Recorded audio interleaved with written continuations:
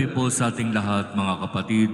Magandang gabi po, Father Vic. Unang araw ng buwan ng Pebrero, bisperas ng kapistahan ng pagdadala o paghahandog kay Jesus sa templo. Bagamat bukas pa ang kapistahan, ngayon sa ating misa, tayo ay nag-anticipate na ng pagdiriwang na ito ng kapistahan. Sa mga ibang mga lugar, tinatawag ang kapistahan na ito na Piyesta ng Candelaria.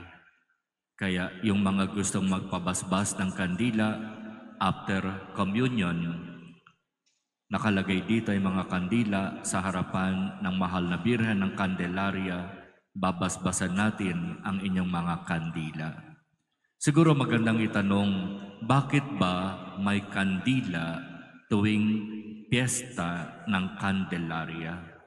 Ano ba yung significance ng kandila sa kapistahan ng paghahandog kay Jesus sa templo? Kasi di ba alam nating lahat mula doon sa mga pagninilay natin nung nakaraang simbang gabi hanggang sa panahon ng Pasko, sinasabi na itong si Jesus ay darating sa sanlibutan upang magbigay liwanag.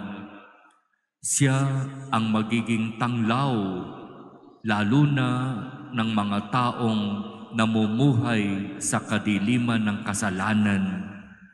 Si Jesus na tanglaw o liwanag ang siyang makapagbibigay sa atin ng kaliwanagan, lalo na sa mga pagkakataon na tayo'y nadidiliman sa buhay. Kaya iyon ang dahilan kung bakit ang kapistahan ng Candelaria ay may kasamang pagpapabasbas ng kandila. Pero hindi ibig sabihin na yung babasbas ang kandila ay itatago mo at gagamitin mo at sisindihan mo doon sa sinasabing panahon kung saan magdidilim ang buong lupain. Wala pong sinasabing ganoon sa Biblia. So wag tayong maniniwala doon sa mga hindi tamang balita na walang basihan sa kung ano ang nakasaad sa Biblia. Kasi naalala ko merong pagkakataon na kami ay nagdiriwang ng misa ng Candelaria at ang mga tao, ang dami-daming dalang kandila. Talagang halos punong-puno yung altar. Nagtatanungan kaming mga pare, bakit ba biglang dumami ang gustong magpabasbas ng kandila?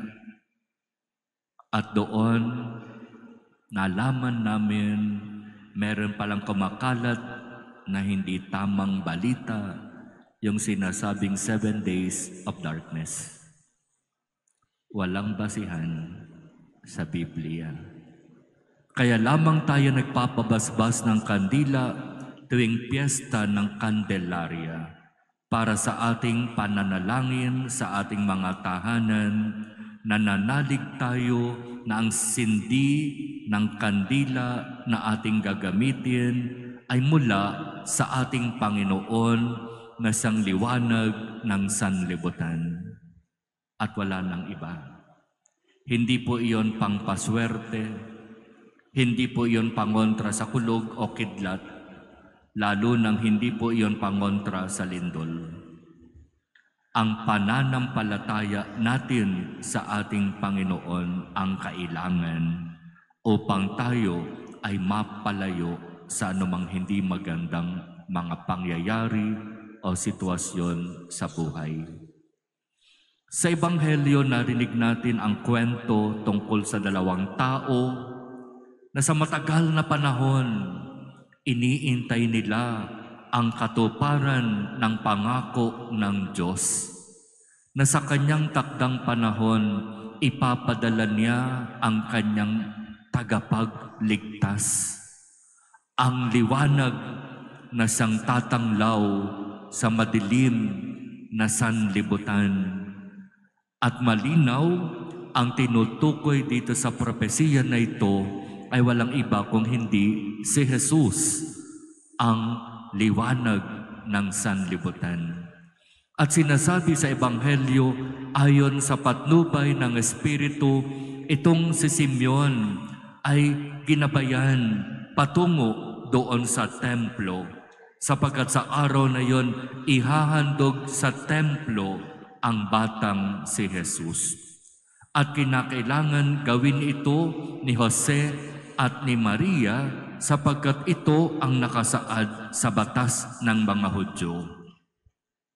Kinakailangan ang panganay na lalaki ay ihandog, ialay sa Diyos. Kaya yon ang ginawa ng mag-asawang Jose at Maria. At sa paghahandog kay Jesus sa templo, hindi man sinasabi ng mga magulang ni Jesus na ito si Jesus na inihahandog nila sa templo. Alam ni Simeon na itong sanggol na ito, itong batang ito, si Jesus na tagapagligtas. Kaya nga nung kinalong ni Simeon ang batang si Jesus sa kanyang mga bisig, napuspos siya ng Espiritu at sinabi ni Simeon, "Kunin mo na, Panginoon, ang iyong abang alipin ayon sa iyong pangako. Yamang nakita na ng aking mga mata ang iyong tagapagligtas na inihanda mo para sa lahat ng bansa. Liwanag itong tatanglaw sa mga hentil at magbibigay karangalan sa iyong bayang Israel." Pagpapatunay na itong si Jesus ang liwanag na siyang magbibigay tanglaw sa mga taong namumuhay sa kadiliman. At isa pang tao ang matagal na ring nagiintay sa katuparan ng pangako ng Diyos. Isang biyuda. Batang-bata pa siya nang siya'y nabiyuda, pero matapos na siya ay mabalo, inilaan na niya ang kanyang buong sarili sa pagsasakripisyo, sa pananalangin, at sa pamamalagi sa templo.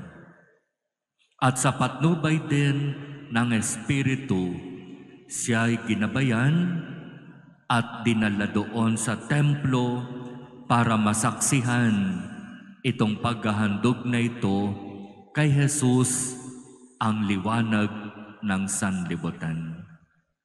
Kaya sa katotohanan, mga kapatid, ang kapistahan ng Candelaria ay kapistahan ng pagkatagpo kay Jesus bilang liwanag. Ang pagkakita kay Jesus bilang ilaw na magbibigay liwanag sa ating madilim na buhay.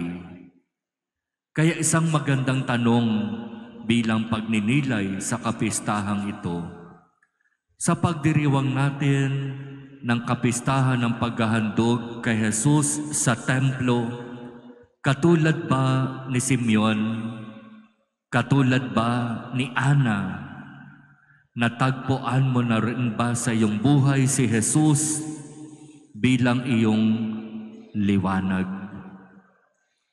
Natagpuan na ba natin sa buhay natin si Jesus na magbibigay liwanag sa ating madilim, makasalanan at hindi magandang pamumuhay? Katulad ni Simeon at ni Ana, ipagkaloob nawa ng Diyos sa atin ang biyayang ito na matagpuan si Jesus sa ating buhay bilang liwanag na magbibigay tanglaw sa ating makasalanang pamumuhay.